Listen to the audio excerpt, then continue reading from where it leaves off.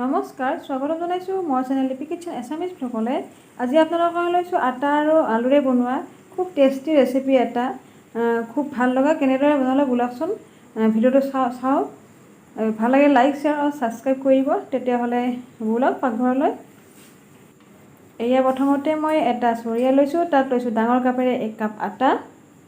এইখিনি এতিয়া অকণমান নিমখ দিম সোৱাদ অনুযায়ী। তাৰপিছত ৰিফাইন তেল ডাঙৰ চামুচে এচামুচ হ'ব। এতিয়া এইখিনি ধুনীয়াকৈ মিহলি কৰি যাম। তাৰপিছত অকণমান পানী দি পেলাই এইখিনি মুঠি কৰি থাকিম। এয়া সকলোৱে জানে অকণমান দেখালোঁ আৰু এয়া মোৰ প্ৰায় মুঠা হৈ গ'ল। এই কমপ্লিট মই ঢাকি ৰাখি দিলোঁ অলপ সময়ৰ কাৰণে, মানে আধা ঘণ্টাৰ কাৰণে। এয়া মই সিজাই লোৱা 3টা আলু ধুনীয়াকৈ পিটিকা কৰি ল'ম। তাৰপিছত এটা পেন বহাই দিছোঁ গেছৰ ওপৰত, তাত দিছোঁ মই সৰিয়হৰ তেল। তাৰপিছত ইয়াত দি মই একেবাৰে মিহি কৰি কাটি ৰখা ডাঙৰ পিঁয়াজ এটা।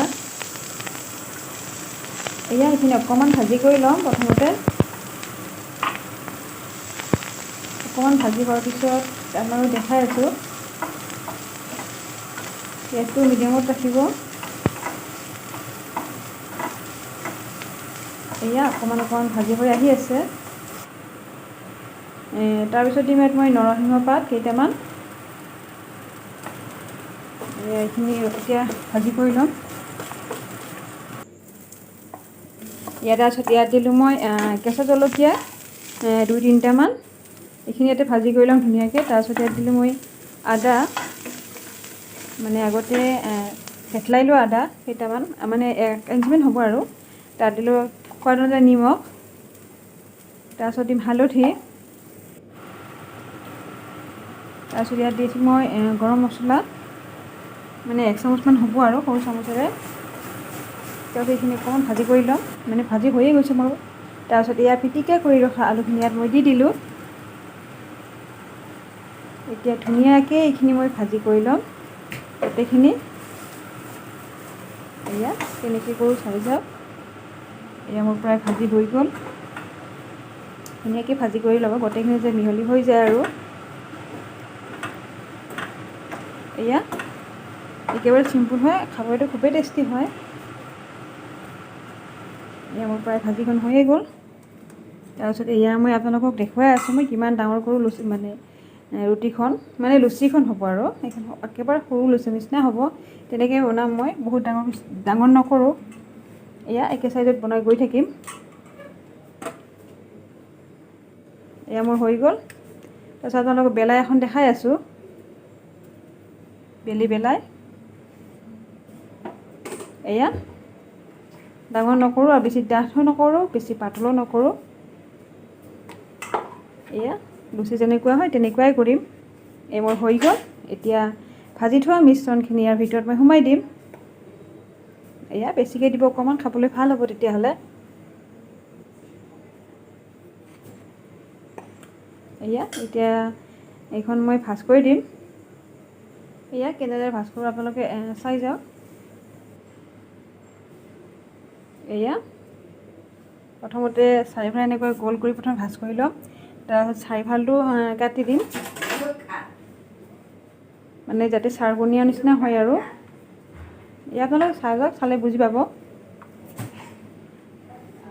এয়া আৰু ডিজাইনটো নিজৰ কথা, এইটো যাই যেনেকুৱা ডিজাইন কৰে আৰু। তাৰপিছত ধুনীয়াকৈ ছাইডটো বন্ধ কৰি দিম, যাতে মিশ্ৰণখিনি ভাজা হোৱাত ওলাই নাযায়।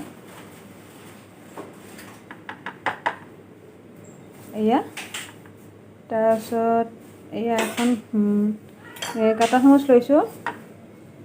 এইটো এতিয়া মই ধুনীয়া ডিজাইন এটা হ'ব ইয়াত,